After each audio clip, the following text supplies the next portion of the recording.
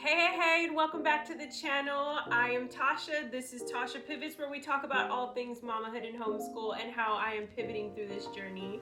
And today is a good day for a Q&A.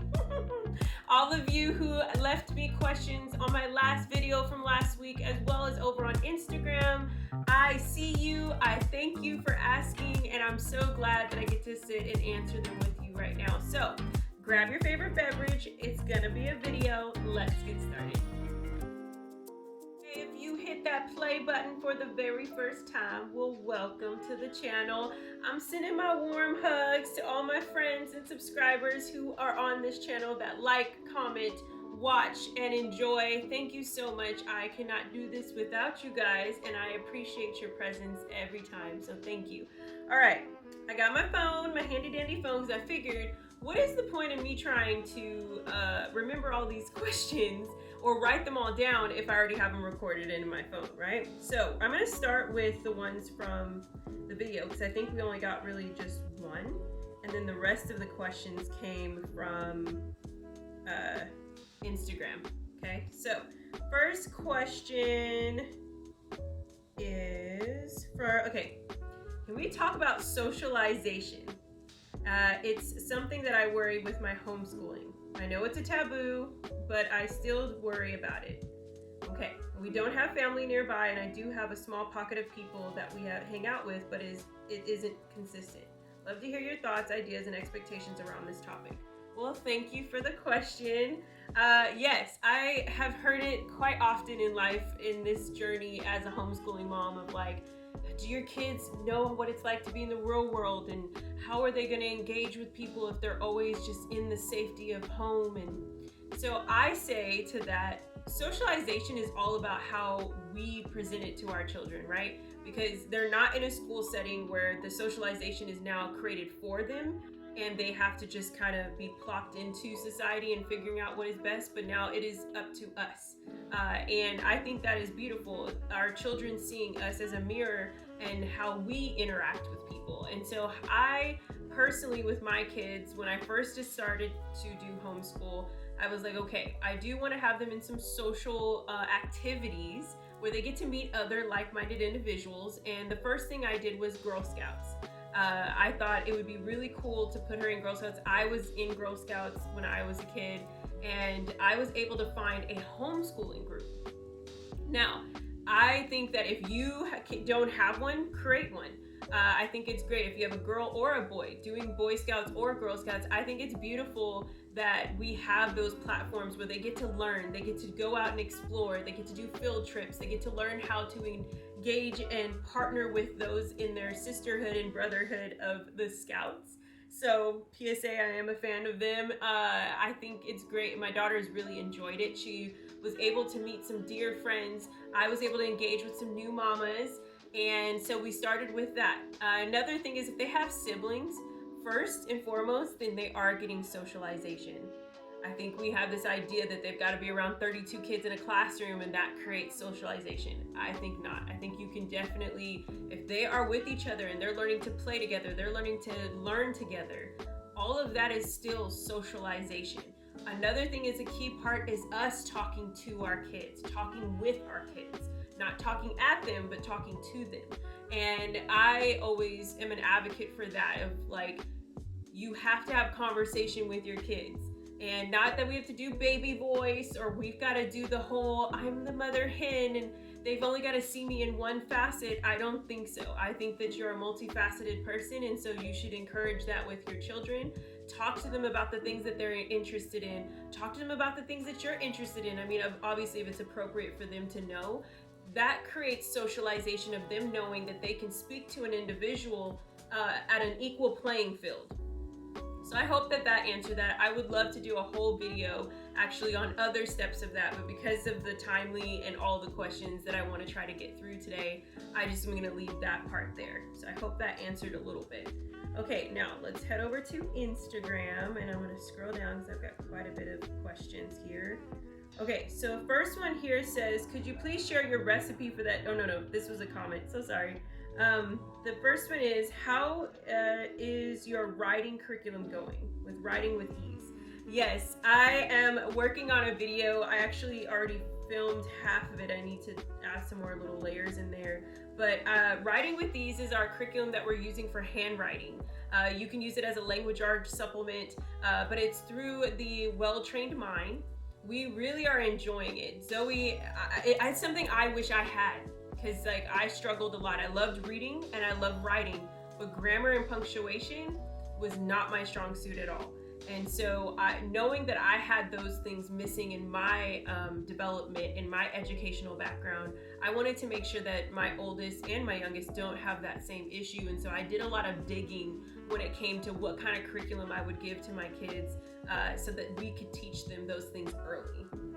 And so Writing with These really does that. There's learning about narration, dictation, learning about contractions and how a sentence structure should look like and why they look the way they do. And I love that because it's even helping me in my writing. Like, I'm like, oh yeah, I gotta remember that. But we have been enjoying it. We're going to continue it into our next year. So that is a hint on curriculum. We are continuing with our Writing with Ease. I will do an updated flip through that curriculum, as well as show you guys maybe some of Zoe's work and how we've actually completed most of this year's lessons. So that could be helpful. And then let's see, what is the other thing? What all are you doing for language arts and literature? So for literature, we are doing A Year in 100 Acre Woods by A Year of Learning, and we do our handwriting from The Good and the Beautiful. Level 4, Zoe's actually done. She's now going to be preparing for level 5. I've already ordered it, it's here, and it's just helping her with her cursive handwriting. She really enjoys it, and her handwriting has gotten so great and so beautiful. I'm really proud of her for just keep pressing in, and now it's just enjoyable for her. It's not even like, oh, this is a part of school. She does it naturally because she just likes to do it, and it's starting to show in other parts of her writing to utilize her cursive. Okay, and then number 3 for literature. Okay, so there's Year in 100 Acre Woods, Writing with Ease, and the handwriting by The Good and the Beautiful.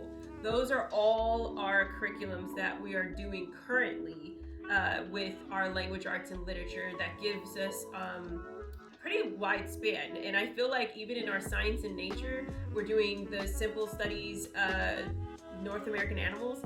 In a way, that is also literature because I'm reading to Zoe and then she's writing down facts and, you know, and then she's doing her coloring and all those things. And we're talking about the animals that we're learning about. So we're kind of getting a combination of a lot of things.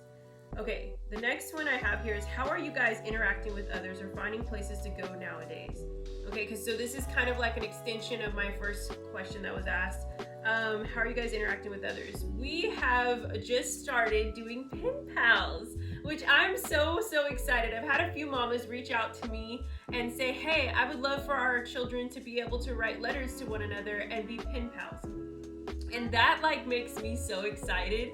First, because I remember having pen pals when I was growing up.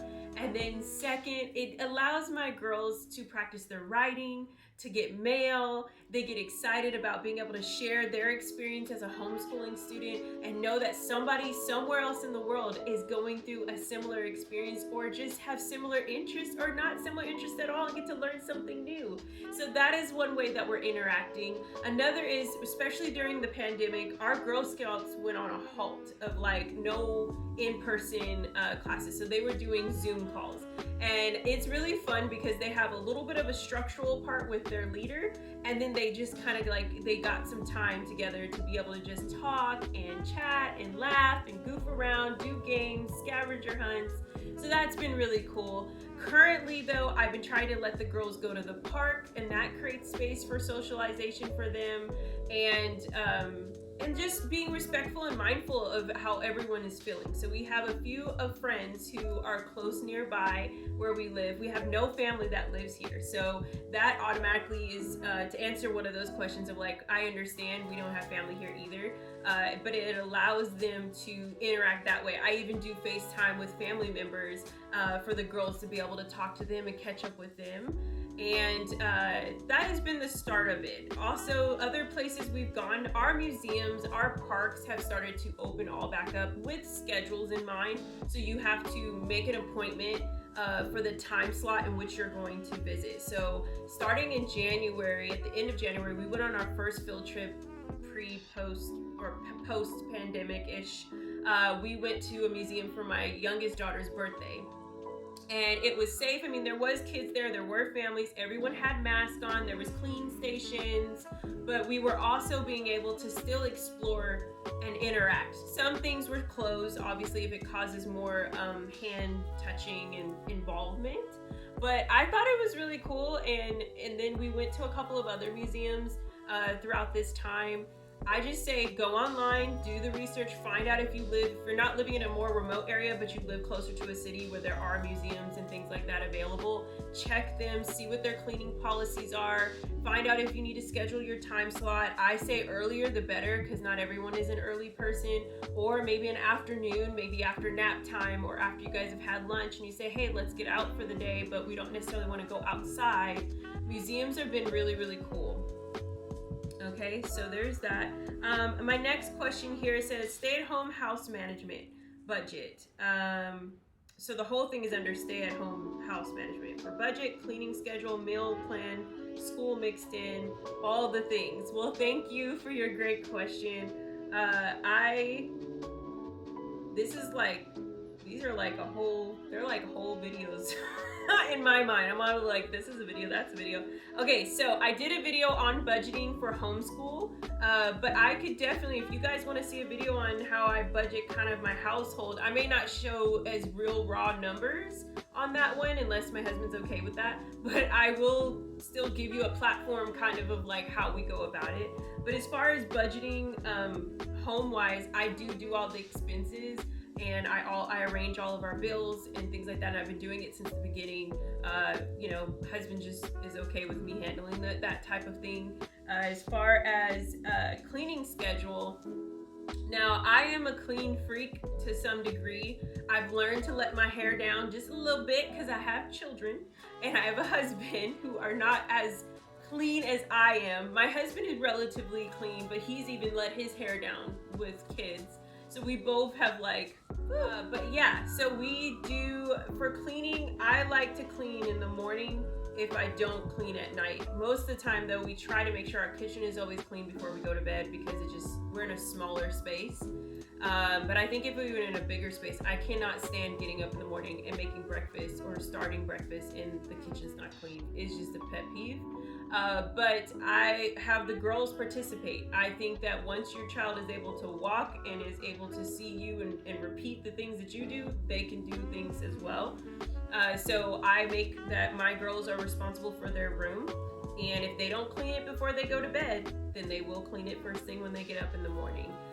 They are responsible for making their bed. They're responsible for, I will hang up all their clothes, or I will hang them on hangers. They have to hang them in their room. So I will bring them into my room and say, grab your clothes. And they all take their little clothes and walk over to the closet and put their clothes away. The living room space, I try to keep it maintained. The schoolroom's more of my responsibility of keeping and maintaining, and Zoe. So I'll have her like, okay, we're done with school today. I need you to clean the school table or anything that we've had activities to. I make them participate. I do not believe in, I do everything and my children are on pedestals and prince and princess syndrome. That is not my personality. I actually don't, I'm very adverse to that because it doesn't set them up for success in the real world, in that realm of like taking care of their self and being responsible. That you do it with your kids. I don't like also the opposite end of the parent always sitting down, not doing anything and barking orders at their kids. They're not slaves. This is a team effort. This is a team space. We're gonna do it together. Next thing, meal plan and let's see, what else did it say? Meal plan plus school mixed in. Meal plan, I don't know, it's kind of hard. I've tried to do like a full, like, oh, this is what we're gonna do for the week. But our palates can shift and change. We have our staples. We have certain things that we love to make all the time and we can just make it and it doesn't take a lot of effort, especially for breakfast. I like to change it up. Monday through the Thursday, I like to do 2 days of cereal, and the other 2 days I will do eggs and sausage, or I will do a parfait, or I'll do, I mean, it's springtime, so things are changing a little bit, but sometimes we'll do a muffin. It really kind of like shifts a little bit. I don't give them cereal every single day, and I try to get the little bit of protein in there. And even if they do have cereal, I always give them maybe a piece of meat, because we do eat meat in our family. But that's only because I'm just trying to get them some extra protein with all the non-sugared cereal. So yeah, I can do that in one of my lifestyle videos where I literally will map out a week's worth of meals, and I'll show you guys how we do that. But I've shared a little bit on that, so you guys can check out some videos. I'll link them all below for you. Lastly, let's see what else. Next question. Has the "we don't match" conversation come up with your kids yet? How do you navigate? We don't match conversation. So I'm guessing maybe that's because I think the last time I talked to this person, they were talking more about like, have you introduced to your kids and made them realize, or like had not realized, but conversations about their ethnicity, being biracial. And so I think that's where you're going with this question. I'm not sure. Has "we don't match" conversation come up with your kids yet? No, it hasn't. Which is interesting, but I think it's because my youngest isn't old enough yet. My youngest is 3 years old, and if you put Zoe and Josephine side by side, they don't look alike. They don't have the same hair, they don't have the same face, they don't have the same body structure at all. The only thing that's dissimilar to them is their nose, and I would say that's it. They did come out completely different, and I love that. I love there's so many different nuances about them, but I think when the conversation does arise, but I think, you know what, I'll think of this. This is the only thing that comes to mind immediately with this question is like my girl's hair. So Zoe has the beautiful, silky, curly, beautiful curls, and you've got Jojo, who's got these beautiful, like red, blonde, like mocha chocolate brown or milk chocolate brown hair, and her curls are like ringlets like mine. And with those differences, I know, especially in the community of curly hair and people who are Black, I guess, or people of color, it can be hard growing up and seeing someone and thinking that they have it better than you. I grew up just like that. I didn't even know my hair grew out of my head curly until I was 20 years old, because my hair was permed my whole life. But I would say it's about praising them, not when they get to the point of questioning, but doing it from the beginning. We never try to treat one child better than the other, and we also don't praise the one child more than we praise the other. I recognize that, like, Josephine is Josephine and Zoe is Zoe, and they are two different people, and I do not try to teach them or treat them as if they're the same. When it comes to their hair, I make sure that they know that they're beautiful and that their hair is beautiful and it's kept and it's a part of their crown, and that they can wear that with honor, and know that, like, even when Jojo gets older, as she gets older, I'm sure there might be question, maybe, of the fact that, like, why isn't my hair easier to comb or loose like my sister's? But at the end of the day, like, one just took more of my genes and one took the other. But I think as long as they are being lifted up and teaching them that they are enough, in the sense of they have self-esteem because God created them exactly the way they were supposed to be created, then I'm not really concerned about it. So I hope I'm answering that the way you may were asking. Next one from the same person is, how do you find these small curricula? I keep finding only the super popular ones.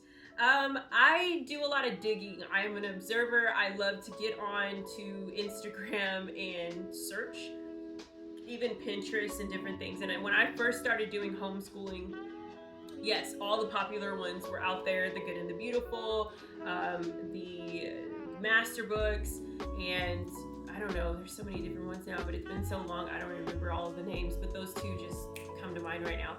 I remember those were the first chunk, and like I said in one of my first videos on this channel, was that I automatically went with master books because I had made such a quick decision on, I'm gonna do homeschool.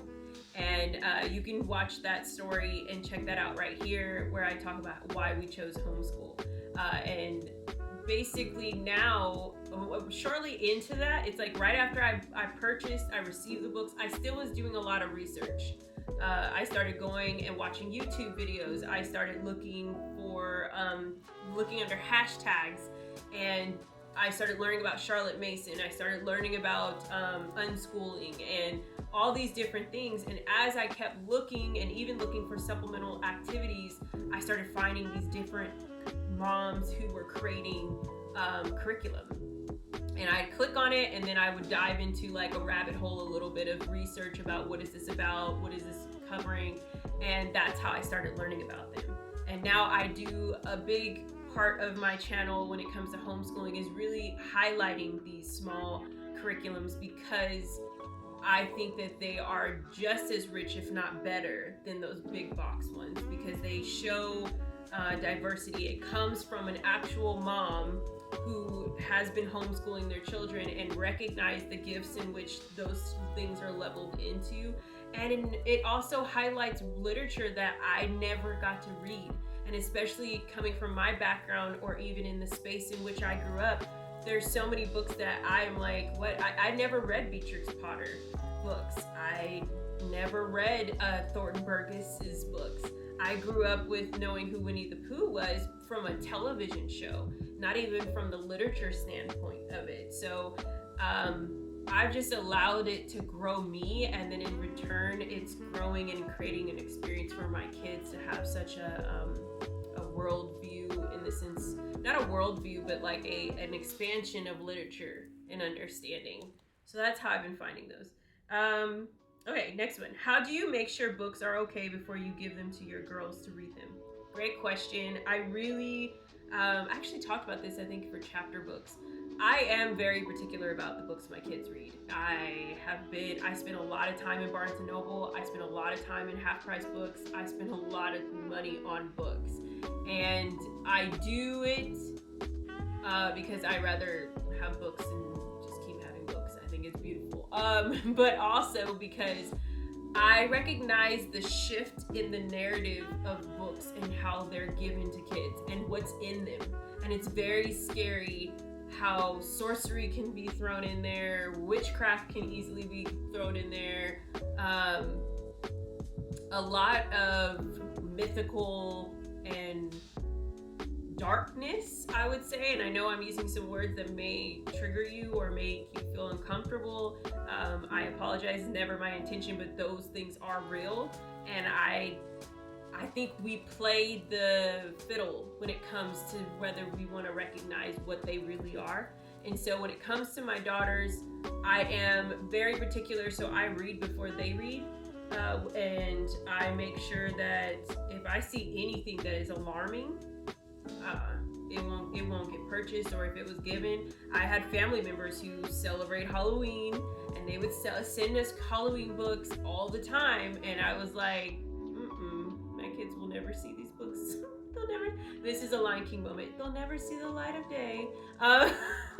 So I literally removed them. And then I finally had the conversation with that family member of like, I love that you love to want to give to our kids, but if it's not something that is, it needs to not be that. It can't be that subject matter. And so we're better now for it, but that's how I do it. I read everything they read beforehand.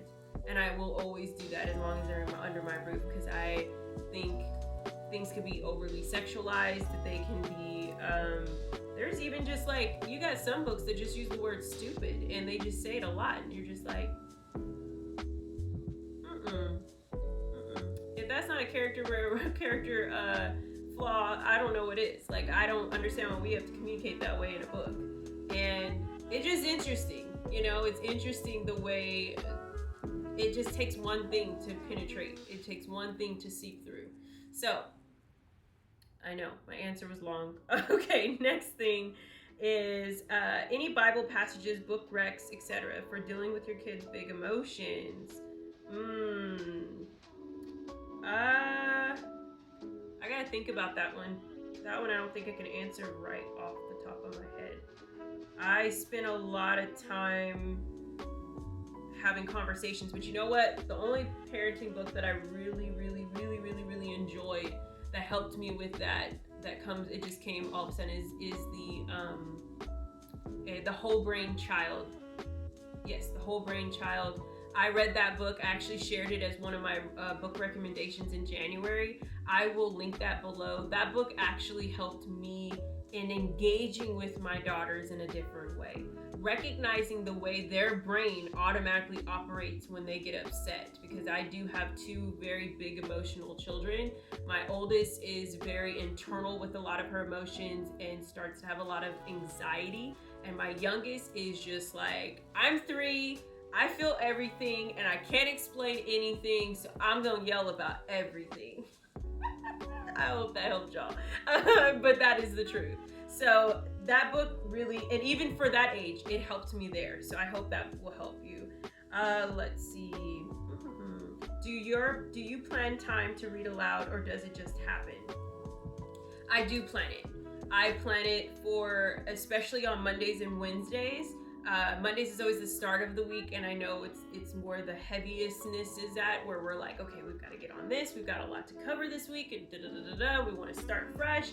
And so what I'll do is I always start with like them doing their morning basket to get them in the rhythm, to get us all going, and then we have our Bible study time, and then shortly after that I like to go right in with, hey, after you guys finish this activity, we clean the table, we're gonna sit down and we're gonna do a read aloud. And if we can't do it right here on the mat where I'm sitting right now, we'll go and do it at the table. But I like to have the mat because they get to cuddle with me, and I'm trying to be present in the moment of having this time with them, because it's precious and we won't have it much longer. Like, they're gonna get older and they're gonna be like, what are you talking about? I don't want to snuggle with you.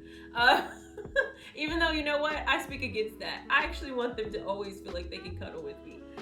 So yes, that is how I do it. I plan it in the morning at the top of the day. I also think it's great if you have younger children, like closer to the 3-year-old and lower, do it in after lunchtime or after nap time, or even before if you need to, but it winds them down. And then if those 2 times don't work out for you and you just feel too much pressure, plan it at the end of the evening, but don't wait till like it's the exact time they should be in bed. I say do it like right about an hour before bed, so they know it's wind down time. We got our pajamas on, we've already had dinner, we've cleaned, we've brushed, we did all the things we need to do.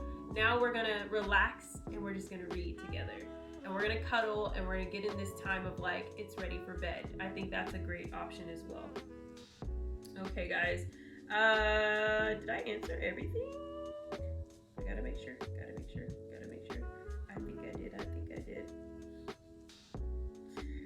I'm just going and checking one more time, guys. Okay, I did.